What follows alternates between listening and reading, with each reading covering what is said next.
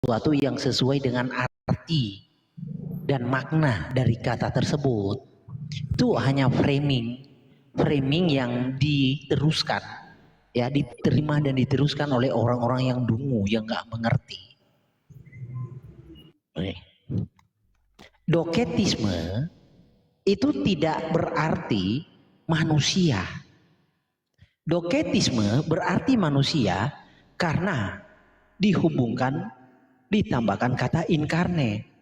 Jadi peluang penterjemahan manusia itu bukan dari kata dokeinnya, tetapi dari kata inkarnenya. Inkarne itu diterjemahkan sebagai manusia. Pak Hermawan kalau punya argumentasi soal itu naik aja.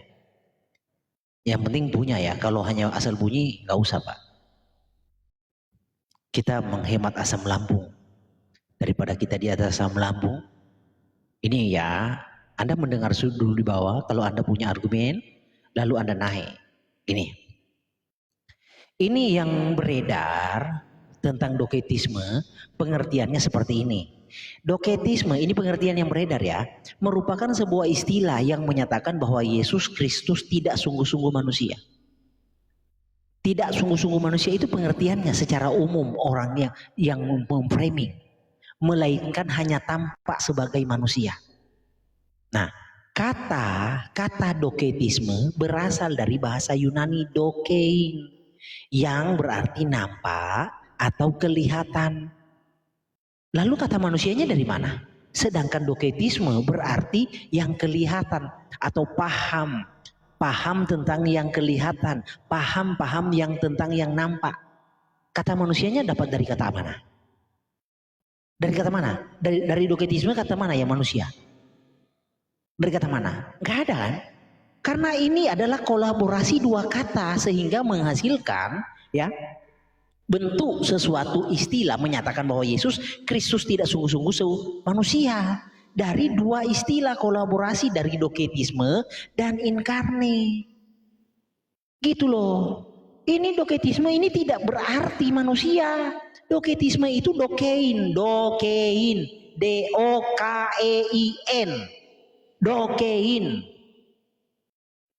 Gak ada unsur katanya dari doketisme itu manusia, gak ada. Lalu kata manusia ini dari mana? Dari unsur kata mana? Bukan dari kata doketisme, tetapi dari kata apa? Inkarne, inkarnasi. Makanya makna dari doketisme adalah doketisme digunakan pada kekristenan perdana untuk menyangkal realitas inkarnasi Yesus secara fisik. Jadi doketisme itu ya maknanya adalah penyangkalan terhadap realita inkarnasi. Itu loh. Nah, inkarnasi ini mereka terjemahkan sebagai manusia sehingga menghasilkan pengertian seperti ini. Doketisme merupakan sebuah istilah yang menyatakan bahwa Yesus Kristus tidak sungguh-sungguh manusia.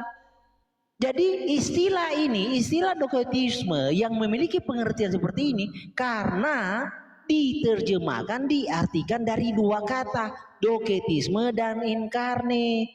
Jadi kata manusia itu bukan dari kata doketisme, tetapi dari kata inkarne yang diterjemahkan salah. Itu loh. Jadi kata manusia ini bukan dari kata ini, bukan, tapi dari inkarne. Inkarne itu yang dipahami sebagai manusia. Inkarnasi dipahami menjadi manusia atau sebagai manusia. Nah, problemnya apakah Alkitab merestui pengertian inkarnasi sama dengan menjadi manusia atau sebagai manusia? Alkitab dong yang harus dibawa, yang dijadikan referensi. Gitu. Nah, kita lihat nih. Di dalam penjelasan ya, inkarnasi itu adalah bahasa serapan ya, yang mengadopsi bahasa Latin. Nih, penjelasannya di mana? Nih. Inkarnasi adalah kata serapan dari bahasa Latin incarne. Ini adalah istilah teologis yang originnya dari gereja Ritus Latin. Kata ini tidak terdapat dalam Alkitab bahasa asli Yunani. Tetapi ada padanan kata Yunani untuk bahasa Latin incarne, yaitu kata Yunani ensarki. Jadi incarne itu diterjemahkan dari bahasa Yunani ensarki. Ini bahasa Yunani, ini bahasa Latin. Nah, bahasa Latin ini yang diadopsi ke dalam bahasa Indonesia, inkarnasi. Nah, dengan pengertian bahwa inkarnasi adalah menjadi manusia, relevan tidak dengan Alkitab? Relevan nggak dengan Alkitab? Oke, buka Alkitab, inkarnasi. Contoh, Kolose 2 ayat 1, Rasul Paulus inkarnasi. Apa iya Rasul Paulus menjadi manusia? Siapa dia sebelumnya lalu menjadi manusia? Analisanya begitu. Jadi memahami sesuatu terminologi, kamu harus konfirmasi ke dalam Alkitab. Karena firman Tuhanlah petunjuknya. Firman Tuhan itu filternya, alat ukurnya itu firman Tuhan. Tolok ukurnya firman Tuhan, bukan firman Bapak Gereja. Nah, inkarnasi bisa nggak diartikan menjadi manusia? Nggak bisa. Karena Alkitab tidak pernah melegitimasi pemahaman pengertian dari inkarne adalah menjadi manusia. Nggak pernah. Tidak ada satupun ayat yang melegitimasi selain ayat yang diasumsikan itu. Nggak ada. Alkitab menjelaskan inkarne adalah penyataan diri, penyingkapan diri. Karena literalnya adalah secara daging. In itu adalah kata preposisi, karne itu kata benda, bentuk datif dari sarki. Nih, dari sarki. Ini n, ini preposisi, sarki ini kata benda, bentuk datif.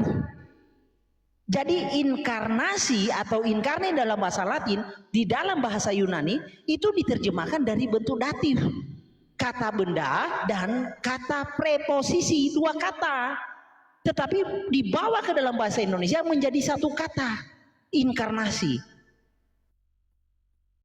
Dari akar katanya, dari etimologinya itu dua kata, bukan satu kata, yaitu kata preposisi dan kata benda.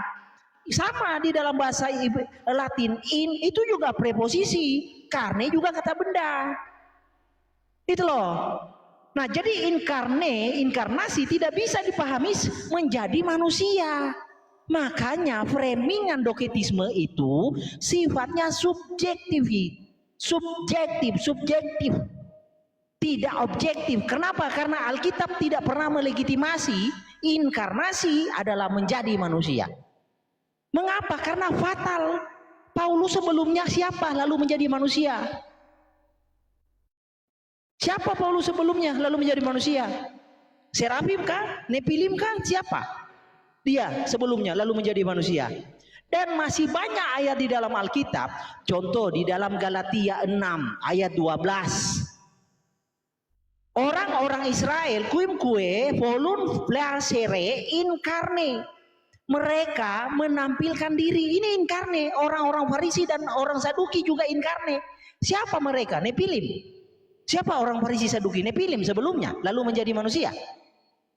Gak ada. Pengertian inkarne yang diterjemahkan di dalam kekristenan itu pengertian yang tidak sesuai dengan terminologi Alkitab. Itu dungu. Sampai kapan Anda menjadi Kristen yang dungu? Inkarne itu pengertian sesungguhnya adalah menyatakan diri. Seperti yang diterjemahkan di sini ya, Kolose 2:1, Galatia 6:12.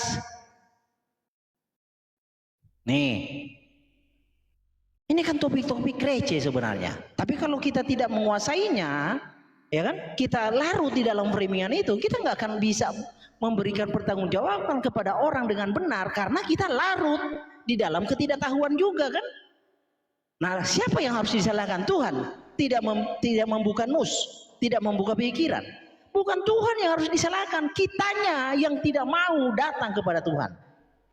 Kolose 2 ayat 1. Karena aku mau supaya kamu tahu betapa beratnya perjuangan yang kulakukan untuk kamu Dan untuk mereka yang di Laodikia, untuk semuanya yang belum mengenal aku pribadi. Jadi inkarnate diterjemahkan apa? Aku pribadi. Kenapa pribadi? Karena penyingkapan penyataan diri. Rasul Paulus sebelumnya tidak dikenal oleh orang lain, maka dia datang, dia memperkenalkan dirinya. Itu namanya pribadi. Esensi dari makna dari inkarnate adalah penyingkapan diri, penyataan diri. Oke, kita buka ayat yang lain lagi tentang inkarnate. Banyak ayatnya. Bukan hanya 1-2 ayat di dalam Alkitab, banyak inkarnate. Tapi tidak pernah ada pengertian menjadi manusia, nggak ada. Itu hanyalah terminologi-terminologi yang dibuat, yang tidak sesuai, yang tidak koheren dengan apa yang Alkitab paparkan. Nih, Galatia 6 ayat 12. Galatia 6 ayat 12. Mereka secara pribadi suka menonjolkan diri. Ini diterjemahkan apa? Pribadi, lahiriah oleh Ilahi. Harusnya ini pribadi. Mereka secara pribadi suka menonjolkan diri. Ini diterjemahkan lahiriah. Mereka yang menjadi manusia suka menonjolkan diri. Siapa? Siapa mereka? Orang-orang Farisi dan Saduki. Memang siapa mereka lalu menjadi manusia? Tuyul. Jadi definisi pengertian tentang doketisme yang di framing sekarang ini itu tidak sesuai kaidah linguistik, tidak sesuai Alkitab, tidak sesuai terminologi Alkitab. Lalu ngapain dipertahankan? Dan mengapa pula kita mau di framing dengan hal-hal yang tidak sesuai? Gitu loh. Nah, jadi sudah diketahui doketisme itu apa? Inkarnasi itu apa? Makna inkarnasi di dalam Alkitab adalah penyataan diri. Nah, oke, doketisme dan inkarne itu menghasilkan sesuatu paham yang menolak penyataan diri, atau paham yang menolak tentang penyingkapan diri, atau paham yang menentang penyingkapan pribadi. Nah, siapa yang doketisme? Siapa yang menentang inkarnasi? Nah, subjeknya siapa? Kalau subjeknya Paulus, berbicara berarti tentang menyangkal Rasul Paulus. Tetapi kalau subjeknya adalah Tuhan, gimana? Berarti menyangkal Tuhan. Kalau subjeknya Paulus, menyangkal Paulus. Kalau subjeknya adalah ayam, ya berarti menyangkal ayam. Kalau subjeknya adalah harimau, menyangkal harimau. Nah, di dalam Alkitab yang inkarnasi yang dibahas itu siapa? Tuhan. Subjeknya adalah Tuhan Yesus. Maka siapa dia sebelumnya? Apakah sebelumnya dia manusia lalu dia menyatakan diri sehingga disebut manusia? Ada ayatnya sebelumnya dia manusia? Bukan. Lalu sebelumnya apa? Firman. Kata orang Tritunggal, Firman. Firman itu siapa? Manusia atau Allah? Allah. Oke, berarti Yesus yang adalah Allah menyatakan diri. Ketika dia menyatakan diri, apakah dia bukan Allah? Kalau dia bukan Allah, itu namanya bukan inkarne. Karena inkarne, makna dari kata itu adalah menyatakan diri, bukan berubah substansi. Kalau Allah menjadi manusia, itu perubahan substansi namanya. Jadi Allah, substansi Allah berubah menjadi substansi manusia. Ibaratnya meja substansinya berubah menjadi substansi donat. Jadi meja sebelumnya lalu menjadi donat, itu perubahan substansi namanya. Allah bukan manusia, manusia bukan Allah. Gitu loh. Jadi inkarnasi tidak berbicara perubahan substansi, tidak. Inkarnasi itu berbicara tentang penyingkapan diri, penyataan diri, itu inkarnasi. Nah, di dalam Alkitab ada tidak theos itu inkarnasi? Ada ayatnya. 1 Timotius 3:16. Theos epanerote inkarne, ensarki, atau theos yang inkarnasi. Nah, kalau theos yang inkarnasi, yang tampil secara daging, yang namanya Yesus adalah theos yang inkarnasi, siapa yang percaya? Saya percaya, orang-orang Yesus semua percaya bahwa Tuhan Yesus itu adalah theos yang tampil secara daging. Nah, jika sudah didapati kesimpulannya seperti itu, siapa yang doketisme? Orang-orang yang tidak percaya theos yang namanya Yesus menyatakan diri secara daging. Itulah doketisme sesungguhnya. Gitu loh. Sudah 99, jangan sampai 100. Capek soalnya ngulang.